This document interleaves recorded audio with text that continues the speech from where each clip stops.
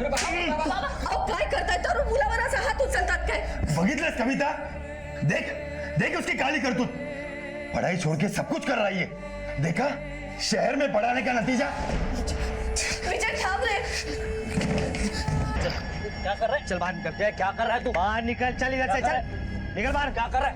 क्या कर रहा है मतलब? साले मैंने इस दुकान के लिए मेहनत की है। हाँ मानता हूँ ना तेरी मेहनत है, लेकिन पैसे मेरे लगे हैं। आज तक तेरे को बराबर दे रहा था, लेकिन आज के बाद तेरे को 10% मिलेगा। करने तो निकल इधर से, चल। धोखेबाज। तेरी तुम्हें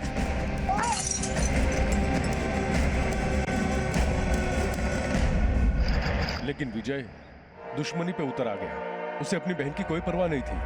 वो किसी भी कीमत पर इस रिश्ते को तोड़ना चाहता था। उसका मकसद एक ही था, राहुल को दर्द पहुंचाना। दादा वो मेरी मंगेतर है। राहुल, राहुल उठो ना राहुल। हम उसे अंदर कराना चाहते थे। साहब, यहाँ कोई भी लड़की उसे घास नहीं डालती थी। उसने यहाँ आना जाना शुरू कर दिया और धीरे धीरे हम दोनों में प्यार हो गया और साहब उसका बच्चा मेरे पेट में ठहर गया।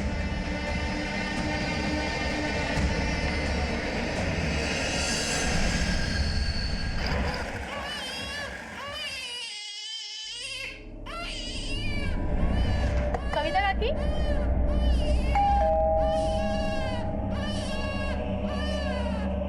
कविता काकी, अरे पता नहीं कोई दरवाजा नहीं खोल रहा है और अंदर से बच्चे की आवाज भी आ रही रोने की, लेकिन कविता जी के घर में तो कोई बच्चा नहीं था।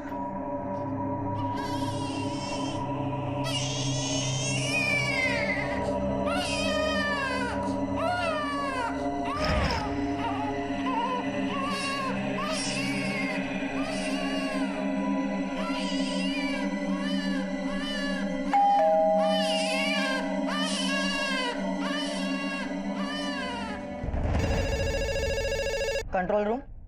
हाँ बोलिए।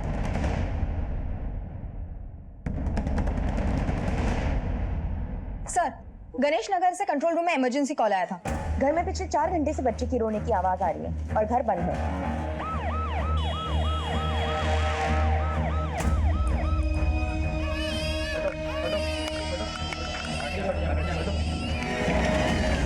एक सेकंड, हरी आप लोग।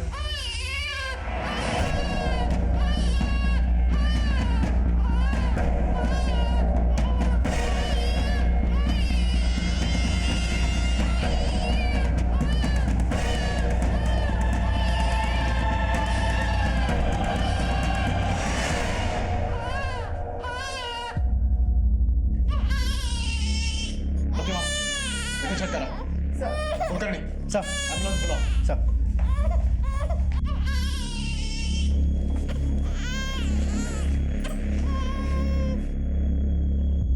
कविता काकी के तीनों बच्चे मारे गए क्या?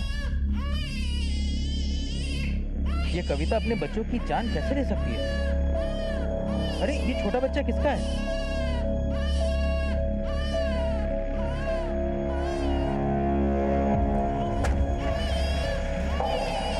बॉडीज को पोस्टमार्टम के लिए भेज दो। तुम उनके साथ जाओ। जी सर।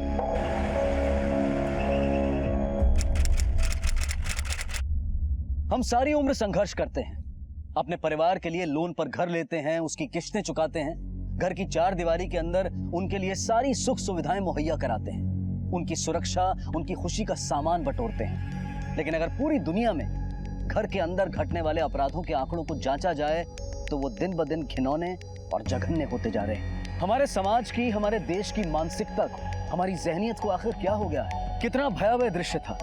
3 नौजवान जिनके सामने उनकी पूरी जिंदगी पड़ी थी, अब इस दुनिया में नहीं थे। इस परिवार में हुए इस हत्याकांड के पीछे आखिर क्या कारण था, क्या मकसद था? क्यों मारा आपने बच्चों को? खाने में मिला के दिया था ना जहर। तुम घर में अकेली थी, दरवाजा अंदर से बंद था, किसी का बाहर से आने या जाने की कोई गुंजाइश नहीं थी। इन तीनों के मुंह से झाग निकल रहा था, मतलब तीनों को जहर दिया गया है। वॉश बेसिन में झूठे बर्तन थे और उन बर्तन में बचा खाना इस बात का सबूत है कि खाने में जहर मिलाकर दिया गया था। क्यों किया था? देखो हमें सब पता है, हमें पता है कि तुमने अपने बच्चों को मारा है। क्यों रचा ये हत्याकांड? ऐसे चुप रहने से तुम हमें गुमराह नहीं कर सकती। बता।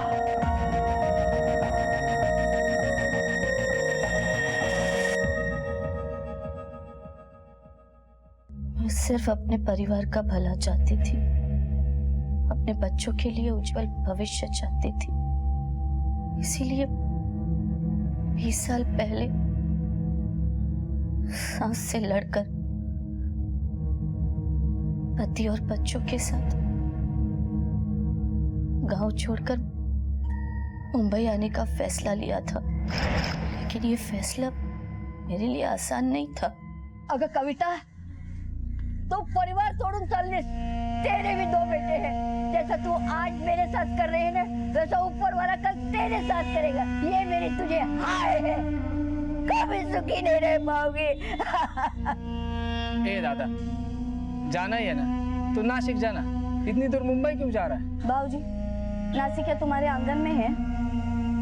आई मंदार, काळजी करू नकोस, मैं आते जाते रहूंगा। दूर हो जा। चल विजय, चलो, हाय मेरा बच्चा।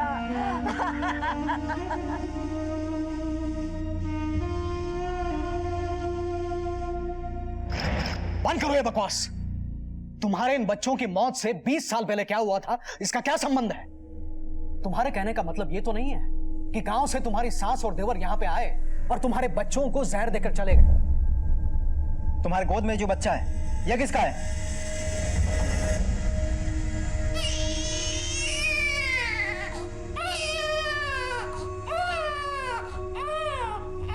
उसे मोहल्ले में किसी ने नहीं पहचाना। बता, ये बच्चा किसका है? चोरी का है? नाजायज है? क्या इस बच्चे के लिए तुमने अपने बच्चों को मारा? सर, एक इंपॉर्टेंट बात पता चली है।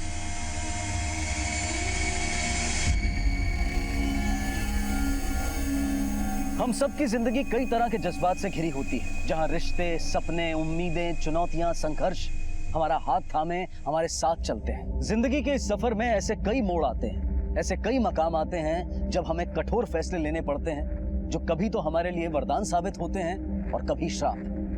तो क्या कविता का फैसला भी एक श्राप बनकर सामने आया था?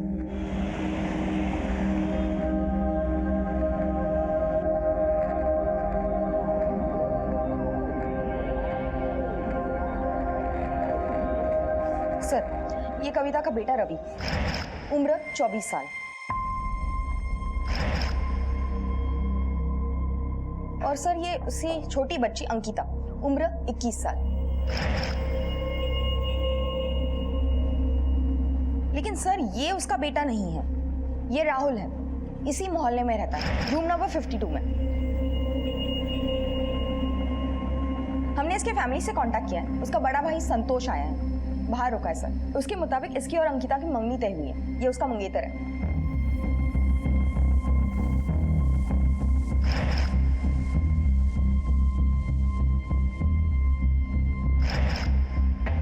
राहुल के सामने उसकी पूरी जिंदगी पड़ी थी, उसके साथ ऐसा कौन कर सकता था और क्यों करेगा? तुम्हारा भाई कविता के घर क्या कर रहा था? एंगेजमेंट हुई थी, मंगेतर था उसका, इसलिए आते जाते रहता था। तुम्हें क्या लगता है तीनों को किसने मारा होगा? क्या पता साहब, मैं खुद सोच में पड़ा हूँ, ऐसा कौन कर सकता है उसके साथ? नहीं, तुम सोच में पड़े हो, लेकिन हमें पूरा यकीन है कि ये सब कविता ने किया है। उसी ने सबको जहर देके मारा है। नहीं साहब, ये नामुमकिन है। कविता काकी को मैं बचपन से जानता हूँ, वो कभी किसी को दुख नहीं दे सकती थी, खास करके अपने बच्चों को। बहुत प्यार करती थी अपने बच्चों को।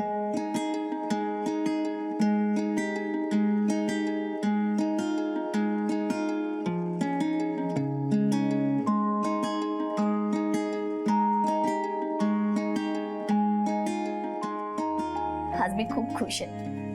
विजय का काम धंधा भी अच्छे से जम गया है और इन दोनों का एडमिशन अच्छे कॉलेज में हो गया। अब मैं सर उठा के गांव जा सकती है।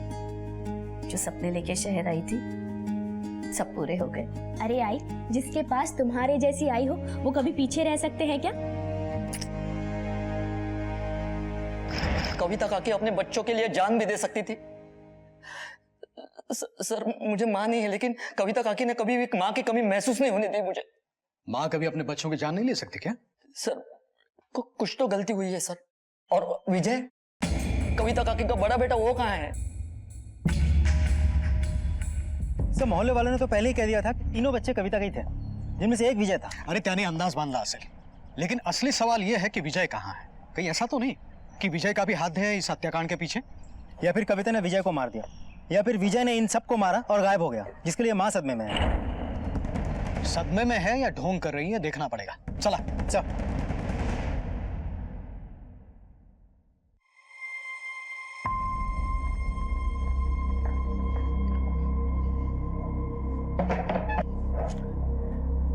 हमारे साथ होशियारी करने की सोचना भी मत। तुम जानती थी कि इन 3 डेड बॉडीज में तुम्हारा बड़ा बेटा विजय नहीं था, लेकिन जानबूझकर तुमने हमसे ये बात छुपाई क्यों? कहाँ है विजय? क्या वो भी तुम्हारे साथ इस जुर्म में शामिल है, या उसे भी तुमने मार दिया?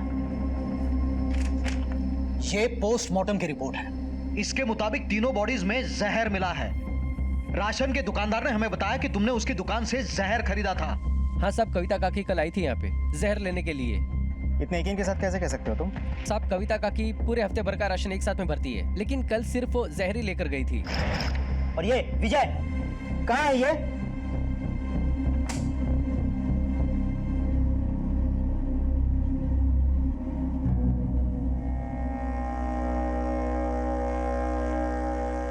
बहुत कष्ट में बीता था मेरे विजय का बचपन।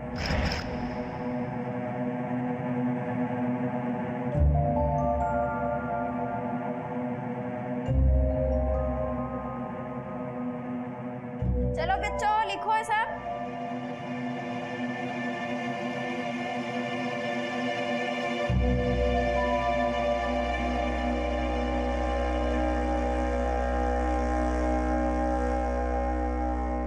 विजय तुम क्यों नहीं लिख रहे हो? देख रही हूँ तुम रोज रोज नहीं लिखते हो। मेरा विजय बचपन से ही शर्मीला था, किसी से खुल के बात नहीं करता था। अपनी खुशी, अपना दुख किसी को नहीं बताता था, अंदर ही अंदर घुटता रहता।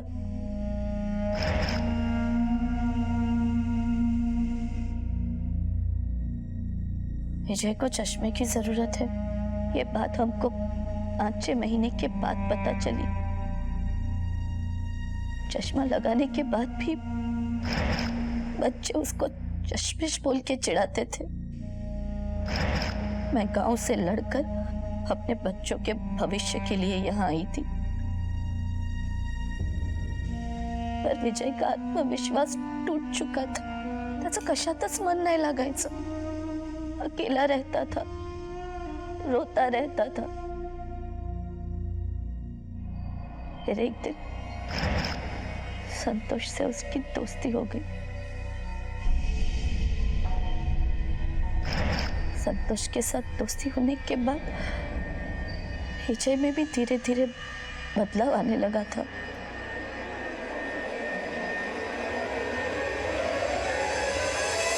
कुलकर्णी, ये औरत या तो ड्रामा कर रही है, सचमुच शौक में है।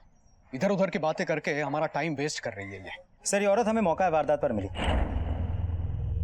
घर में किसी और के घुसने के कोई निशान भी नहीं थे। इसी औरत ने जहर खरीदा और वही जहर हमें खाने में मिला हुआ था। तो मुझे तो लगता है इसी औरत ने सब कुछ किया होगा। हाँ, सारे सबूत इसी तरफ इशारा कर रहे हैं, लेकिन हमें पूरा यकीन होना चाहिए। इसके मोटिव के बारे में अभी तक हमें कुछ पता नहीं चला है। हमारे पास ये सबूत भी तो नहीं है कि इसी ने ही खाने में जहर मिलाया हो। और उसका बड़ा बेटा विजय, उसके बारे में कुछ पता नहीं चला है। विजय, कविता काकी का बड़ा बेटा वो कहाँ है? बहुत कष्ट में बीता था मेरे विजय का बचपन। और वो छोटा बच्चा जो कविता की गोद में था, वो भी एक पहेली बना हुआ है। सर उस बच्चे का क्या करें? एनजीओ से संपर्क करो और उनकी निगरानी में रखो। सर कुलकर्णी, एक काम करो, विजय का मोबाइल नंबर सर्विलेंस पे डालो, पिछले 24 घंटे की पूरी इंफॉर्मेशन निकालो, उसका लास्ट लोकेशन ट्रेस करो। हो सकता है ये विजय इस अपराध में भागीदार हो या फिर वो खुद इस जघन्य अपराध का शिकार हो। सनसनीखेज कत्ल के हादसे के बाद पुलिस ने मौका वारदात से मिली कविता के गायब हुए बेटे विजय की खोज में पूरी ताकत झोंक दी।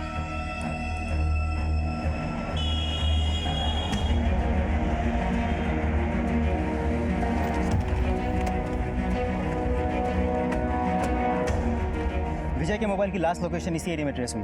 उसका मोबाइल सुबह 11 बजे से लेकर शाम के 7 बजे तक इसी एरिया में एक्टिव था। ये रही विजय की फोटो और उसकी बाइक की डिटेल्स। हर किसी से पूछो, किसी ना किसी ने तो उसे यहाँ आसपास आते हुए देखा होगा। क्विक। जी सर। बाबा तुम्हें संतोष, विजय कहाँ है? हमें यह भी पता चला है कि विजय तुम्हारा जिगरी दोस्त है। हाँ सर, विजय और मेरी दोस्ती 7वीं क्लास से शुरू हुई थी। स्कूल भी साथ में पढ़े, कॉलेज में भी साथ में गए।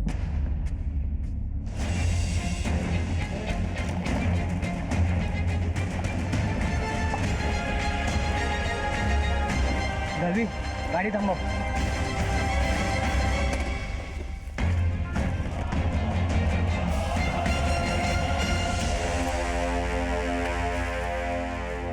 जैसे तुमने बताया और मोहल्ले वालों ने बताया, कविता अपने बच्चों से बहुत प्यार करती थी, वही उसका सब कुछ थे, तो उन्हें कैसे मार सकती है? लेकिन उस घर में तुम्हारे भाई राहुल की भी तो लाश मिली थी। तुम्हें क्या लगता है, इन सब के पीछे विजय का हाथ हो सकता है? कहीं ऐसा तो नहीं कि ये किया धरा विजय का हो और कविता पर्दा डाल रही हो अपने बच्चे की करनी पे? तुम दोनों का क्या कहना है? लेकिन सर, विजय अपने सगे भाई और बहन को क्यों मारेगा? और तुम्हारा भाई राहुल, विजय के साथ कोई दुश्मनी थी उसकी? बाबा तुम्ही बसा, मी बोलतोय ना त्यांच्याशी, तुम्ही बसा। हमको नहीं पता साहब। ये देखो, अगर आप लोग कुछ जानते हैं तो वक्त रहते ही बताना आपके लिए बेहतर होगा। आप कुछ जानते हैं, सच का पता हम लगा के ही रहेंगे।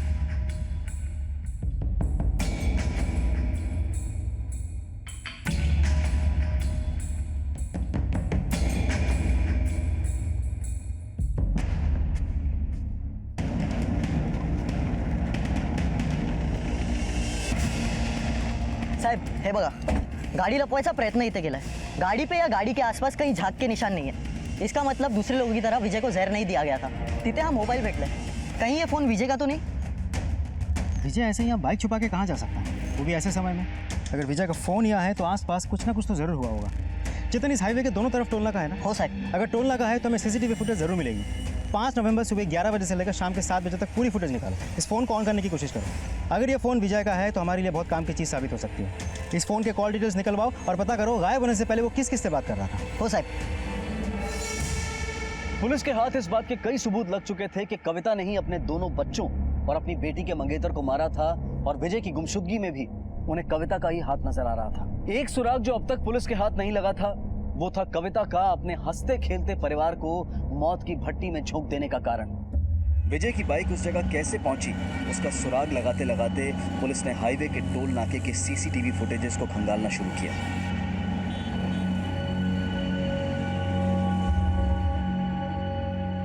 देखो, हमारे सवाल बिल्कुल सीधे हैं, लेकिन तुम उन सीधे सवालों को उलझा रही हो। हमारे कांस्टेबल को हाईवे के पास तुम्हारे बड़े बेटे विजय की बाइक मिली है। शायद उसके साथ कुछ हुआ है। क्या तुमने उसे जहर देके मारा या उसके नाम की किसी को सुपारी दी थी?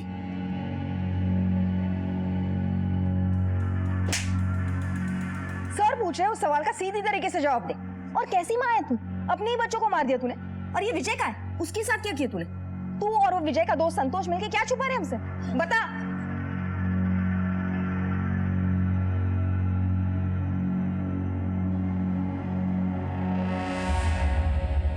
संतोष,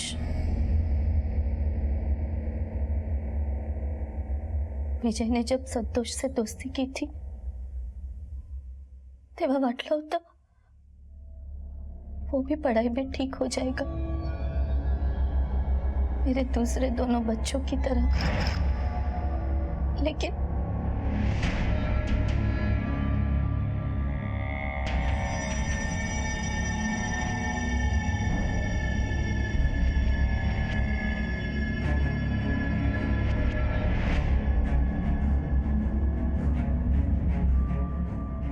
संतोष,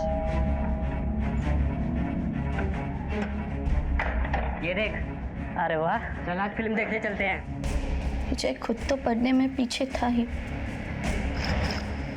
उसने संतोष को भी पढ़ाई से अलग कर दिया था। दोघांना कॉलेजमधून काढून टाकलं होतं।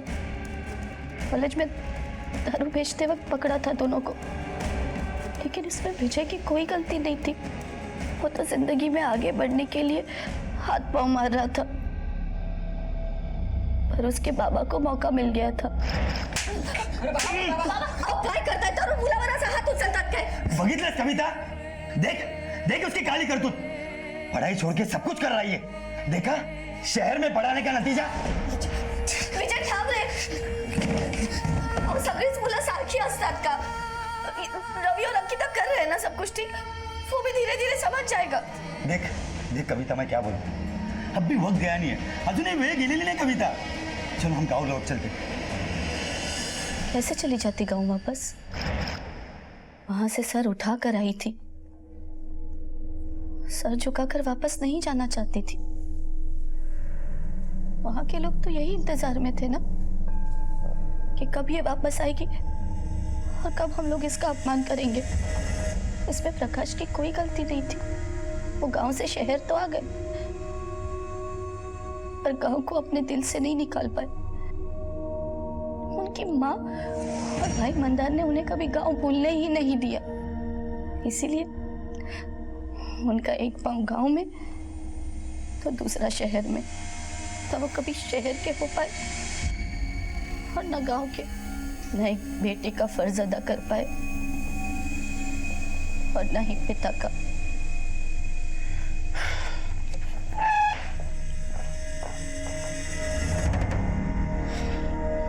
प्रतिमा, ये कविता सीधा जवाब नहीं देने वाली। इतनी देर से इंटरोगेशन कर रहे हैं, सिर्फ बातें घुमा रही है, शायद शौक में है।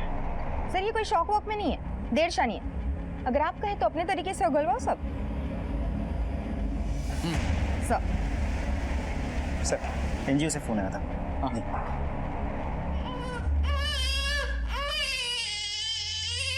इसको तो बहुत बुखार है। एवढा वेळ विचारलं, कुछ नाही बोलली ना तू? हाँ? कितनी बार पूछू तुझे, कितनी बार? हाँ? खूप केला तुझ्या वयाचा मान, आता बोल चल, काय है? हाँ? विजय कुठे सांग? काय है विजय, क्या किया उसके साथ तूने? बता जल्दी, क्या किया उसके साथ तूने? हाँ? ऐसे नहीं बोली, बता। जहर दे के मारा ना तूने सबको? देख बोल वरना तेरी चमड़ी उधेड़ के रख दूंगी। बता, बोलतेस का? बोलणारस का?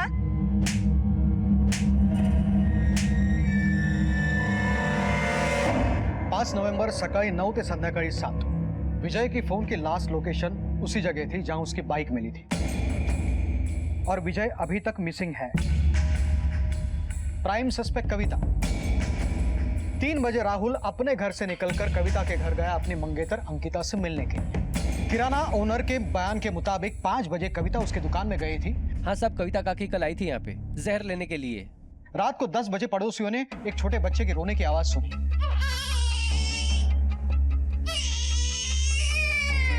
लेकिन जब किसी ने दरवाजा नहीं खोला तब 10:30 बजे उन्होंने पुलिस कंट्रोल रूम फोन किया।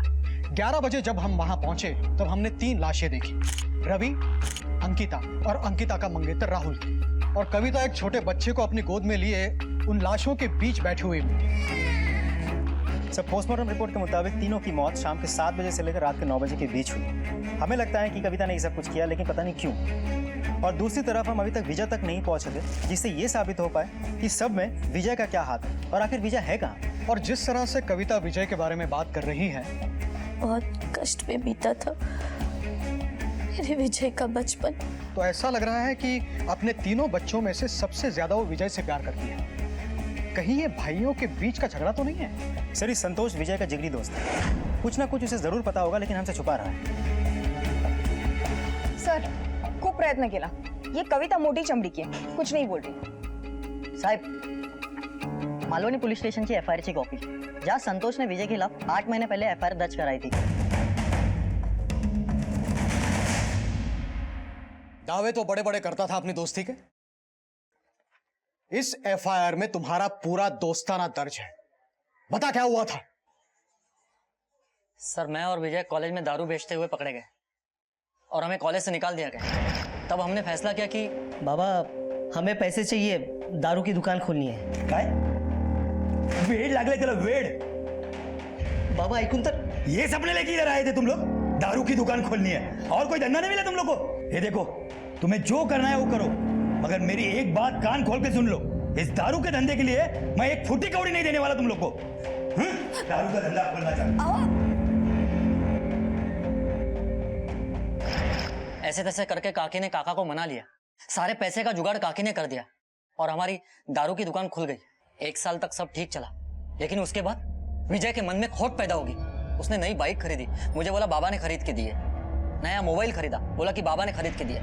मुझे समझ में आ गया था सब, ये हिसाब में कुछ तो गड़बड़ी कर रहा है। चल, क्या कर रहा है? चल बाहर निकल। क्या कर रहा है तू? बाहर निकल, चल इधर से, चल निकल बाहर। क्या कर रहा है? क्या कर रहा है मतलब? साले मैंने इस दुकान के लिए मेहनत की है। हाँ मानता हूँ ना तेरी मेहनत है, लेकिन पैसे मेरे लगे हैं। आज तक तेरे को बराबर दे रहा था, लेकिन आज के बाद तेरे को 10% मिलेगा। करने तो निकल इधर से, चल। धोखेबाज। तेरी तुम्हें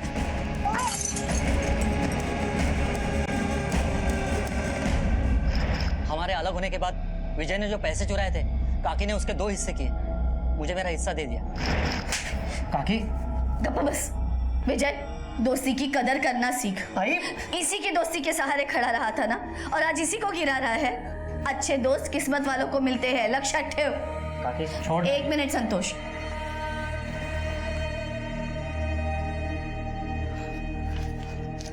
काकी ये क्या कर रही तू? आई तू गप बस। कविता काकी सीधी सादी औरत है, अपने उसूलों की पक्की है। उसने हमेशा सच का ही साथ दिया है। लेकिन साहब विजय नहीं सुधरा। उसका बाप ही था जिसे वो डरता था, लेकिन उस बाप की हार्ट अटैक से मौत हो गई। उसके बाद तो विजय बिल्कुल शेर हो गया।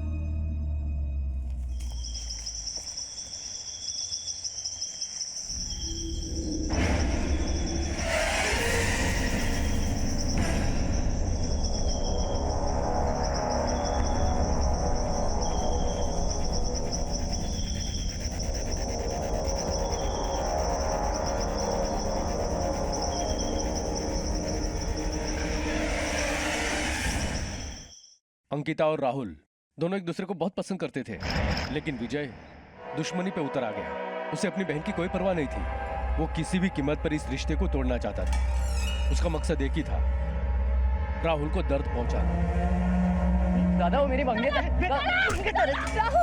राहुल उठो ना राहुल। हम उसे अंदर कराना चाहते थे, लेकिन राहुल ने रोक दिया। वो नहीं चाहता था कि विजय जेल जाए, क्योंकि वो अंकिता का बड़ा भाई था ना, इसलिए। इतना सब कुछ होने के बावजूद भी तुम ये नहीं मानते कि विजय ने ही रवि, राहुल और अंकिता को जहर देके मारा है? नहीं, क्योंकि 20 दिन पहले विजय, अब काय को बुलाया मेरे को इधर?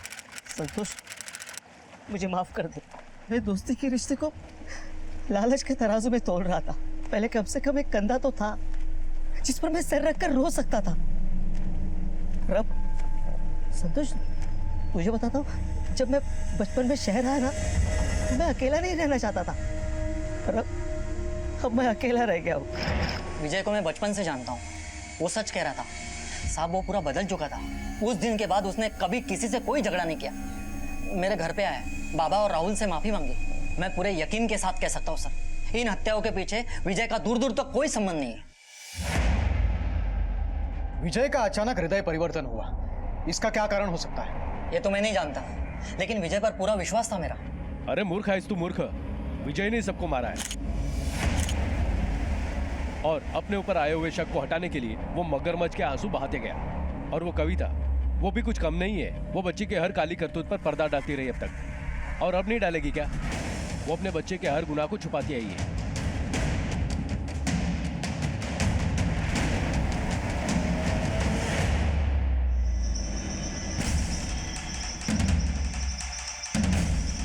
आपने जो डिस्क्रिप्शन दिया सो उसे मैच किया हमने। ये देखिए सर, आधे जले हुए आइडेंटिफिकेशन डॉक्यूमेंट्स मिले। बॉडी की हालत देखकर लगता है मौत 2 दिन पहले हो चुकी है। तो ताज्जुब की बात यह है कि एक ही परिवार के सारे बच्चे मारे जा चुके हैं। जर साहब पहला इतने मार लगे, तो इसके भाई बहन और राहुल की मौत में इसका हाथ नहीं हो सकता। चेतन, पोस्टमार्टम रिपोर्ट आने के बाद सब पता चल जाएगा किसकी मौत कब हुई। फिलहाल तुम ये पता करो कविता परसों पूरा दिन थी कहाँ? हो साहब।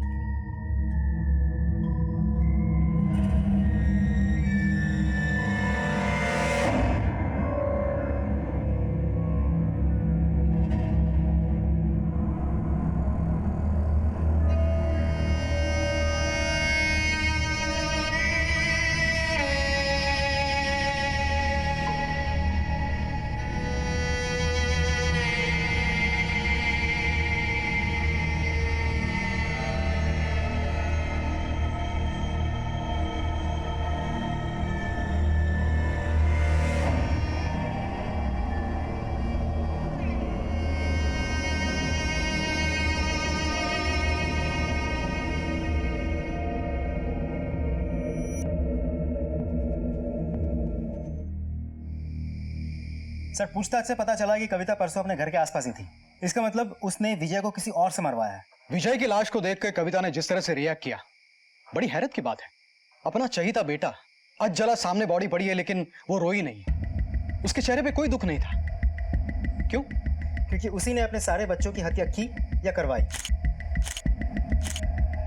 हो सकता है। विजय की लाश जहां पे मिली और उसकी बाइक जहां पे मिली, इन दोनों के बीच 5 किलोमीटर का अंतर था। हो सकता है किसी ने उसे मार के उसकी लाश को और उसकी बाइक को अलग अलग जगहों पर ठिकाने पे लगा दिया है। विजय का फोन अनलॉक हुआ, कुछ डिटेल्स मिले? सर हमारी टीम फॉलो अप कर रही है, अगले 2-3 घंटों में रिपोर्ट मिल जाएगी। कविता के फोन रिकॉर्ड्स को भी हमें बारीकी से टटोलना होगा।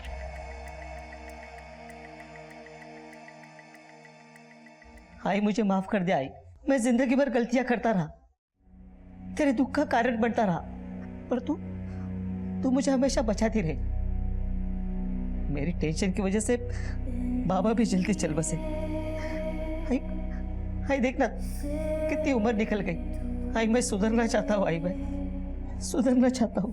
प्रायश्चित करने की कोई उम्र नहीं होती। जब जागो तब सवेरा।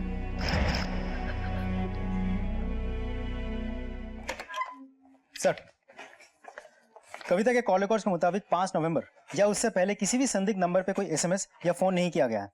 सभी फोन कॉल्स पड़ोस की दुकान पे या अपने बच्चों को किए गए हैं। इसका मतलब यह है कि विजय को मारने के लिए कविता ने किसी को हायर नहीं किया था। कहीं यह काम संतोष और उसके बाप का तो नहीं है? उनकी विजय से अनबन की कहानियां तो बड़ी लंबी है। शायद संतोष ने हमसे झूठ बोला हो कि विजय सुधर गया है, ताकि उनकी दुश्मनी के एंगल से हम सोचे ही नहीं। विजय को मैं बचपन से जानता हूँ साहब, वो पूरा बदल चुका था। बाप बेटे ने मिलकर या सिर्फ बेटे ने ये काम किया है? फोन रिकॉर्ड्स क्या कहते हैं? सर मैंने राजाराम और संतोष की मोबाइल की लोकेशन चेक की थी। हत्या के समय ये दोनों हाईवे के आसपास आए ही नहीं, और ना ही इनके मोबाइल नंबर से हमें कुछ भी सस्पिशियस मिला। सर विजय के कॉल रिकॉर्ड से जो डेटा हमें मिला है, उसकी मदद से हम उस छोटे बच्चे की शिनाख्त पर पहुंच सकते हैं जो कविता की गोद में मिला।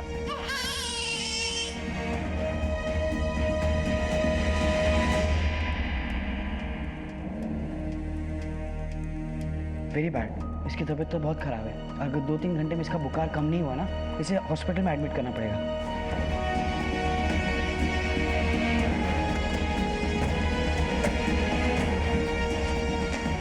चांदी कहाँ है? चांदी साहब अंदर है। बुलाओ उसे।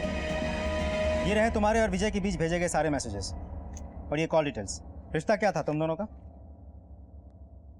साहब यहाँ कोई भी लड़की उसे घास नहीं डालती थी। उसने यहाँ आना जाना शुरू कर दिया और धीरे धीरे हम दोनों में प्यार हो गया, और साहब उसका बच्चा मेरे पेट में ठहर गया।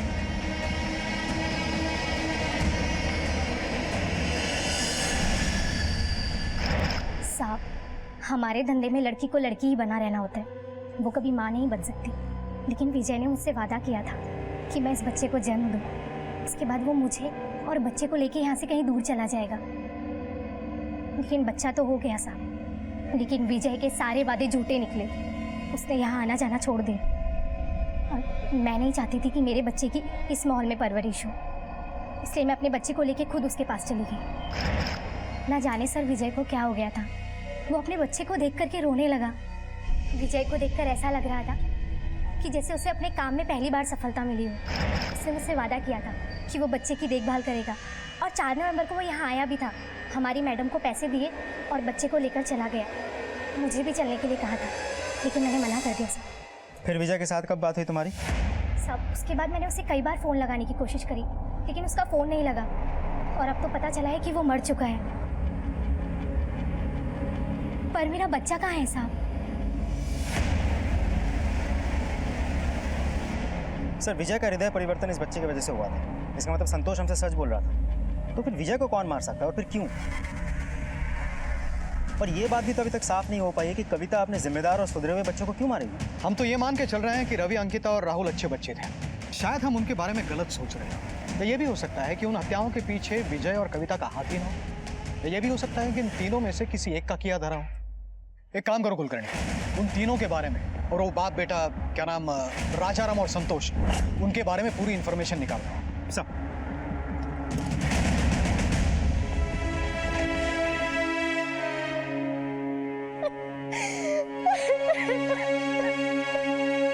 मैडम रवि, राहुल और अंकिता ये बहुत अच्छे थे। इन तीनों में कोई खराबी नहीं थी। नहीं साहब, उस दिन कविता काकी तो घर पे थी, बाहर आते जाते समय मुझे नहीं दिखी। साहब संतोष और राजाराम को मैं बरसों से जानता हूँ, बहुत ही सीधे साधे लोग थे साहब, लेकिन ये विजय एक नंबर का कमीना था साहब। बोला तुला मारत का चला रे? हाँ दे दो ना कर्जा। हाँ मेहरबानी किया क्या, दान दिया क्या? धंधा जमने दे देता हूँ, बार बार घर आने की जरूरत नहीं, समझे ना? साहब विजय का तो मत पूछो, एक नंबर का बेकार आदमी था साहब, जो अपने माँ बाप का नहीं हो सकता दूसरा का क्या होगा।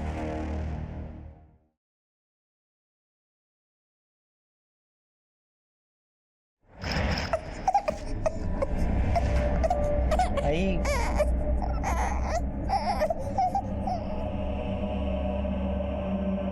किसका बच्चा है? कुठून आणलंस याला? आई हे माझं बाळ आहे, मेरा बेटा है ये। क्यों, कैसे, क्यों, हे नको विचारूस, बस बस इसे स्वीकार कर ले।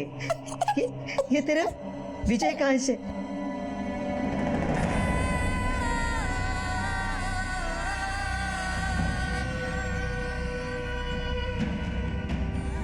आई आई मला माहित होता आई, तू इसे नहीं ठुकराएगी। ठुकराने का कोई कारण नहीं है। आज इसकी वजह से तेरे अंदर इतना बड़ा बदलाव आ गया है, जो काम मैं इतने सालों में नहीं कर सकी वो इसने पैदा होते ही कर दिया।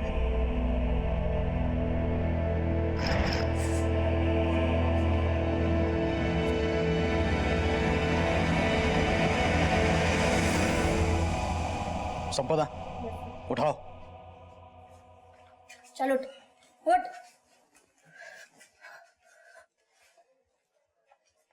तुम्हारे पोते को उसकी मां से मिलवा दिया है। एक वो मां है जो अपने कठिन समय में भी अपने बच्चे के भविष्य को लेकर गहरी चिंता में है, और एक तुम हो जिसने विजय, रवि, अंकिता और राहुल को मौत के घाट उतार दिया। उनके भविष्य को निकल गई तुम। एक जंग जीतनी थी मुझे, लेकिन कब मेरे सपने मेरे हाथों से रेत की तरह फिसल गए, पता ही नहीं चला। देखो कुछ नहीं है मेरे हाथों में, खाली है मेरे हाथ, कुछ नहीं है, कुछ नहीं है, सब खत्म हो गया, सब खत्म हो गया।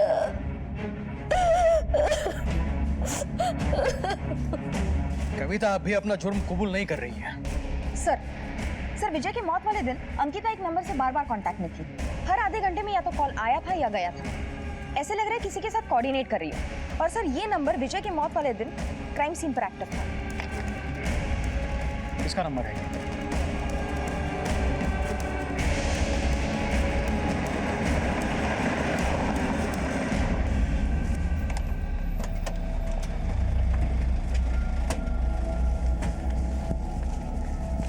मंदार। हाँ काय काम होतं? मुंबई पुलिस ले चलो इसे। चल चल। सब मैंने किया क्या है सब? ले आओ इसे। अरे आई। अरे काय झालं? अरे का पकडलं त्याला? अरे कोणी थांबवा ना.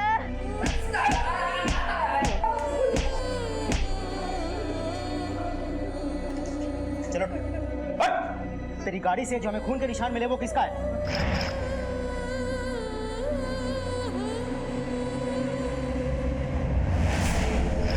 बोल। विजय के साहब। क्यों किया तूने ये? साहब वो लोग कहने के लिए तो मुंबई गए थे, लेकिन उनका सारा गुजारा मेरी कमाई पर हो रहा था। पहले उस मेरे भाई ने मुझे गुलाम बना कर रखा, फिर विजय ने, और ये सब करनी मेरी कविता भाभी की थी। लेकिन जैसी करनी वैसी भरनी साहब। एक दिन रवि, राहुल और अंकिता मेरे घर आए। काका, विजय भैया के रहते मेरी शादी नहीं हो सकती, और ना ही मेरे आगे की पढ़ाई के लिए मुझे कुछ मिल सकता है। विजय भैया ऐसे ही पैसा उड़ाता रहा तो कुछ नहीं बचेगा। इससे पहले कि हमारे हाथ में भीख का कटोरा आ जाए, हमें विजय भैया को खत्म करना पड़ेगा। काका, अब बस यही एक रास्ता बाकी है, और सबका भला इसी में है। मुझ पर शक न हो इसलिए मैं मुंबई चला आया सर। विजय पर नजर रखी, जैसे ही मौका मिला उसे मार दिया साहब।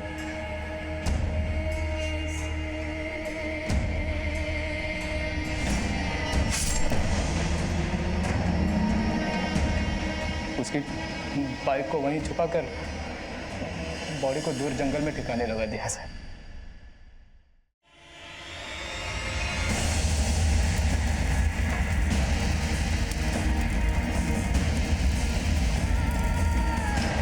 गलती हो गई साहब, माफ कर दो साहब। विजय के सुधरने के बाद मैंने पहिली बार गाव जाने का मन बनाया। अंकिताच्या लग्नाचं आमंत्रण द्यायला जाणार होते, लेकिन मेरा वो सपना ही रह गया। अंकिता, अब तेरी शादी में कोई रुकावट नहीं आ सकती। तुझे अब जो करना है वो कर। और तुम्हारा रास्ता भी साफ हो गया है। देखो, विजय भैया वैसे भी कभी सुधरने वाले नहीं थे। हमने जो किया है वो ठीक ही किया है। बस विजय भैया की लाश पुलिस को नहीं मिल जानी चाहिए। पर ये बच्चे का क्या करें? इसे आई संभाल लेगी, अपने बेटे की आखिरी निशानी समझकर। मुझे मेरे कानों पर भरोसा नहीं हो रहा था। मेरी सारी मेहनत का ये अंजाम था। मैं उन्हें अच्छा भविष्य देना चाहती थी, जिससे वो अपना और दूसरों का भला कर सके। मैं नहीं जानती थी कि उनके अंदर इतनी नफरत घर कर गई है। मैं ठहरावलं कि मैं उन्हें खत्म कर दूंगी, इसलिए मैंने खाने में जहर मिलाया और उन्हें परोस दिया।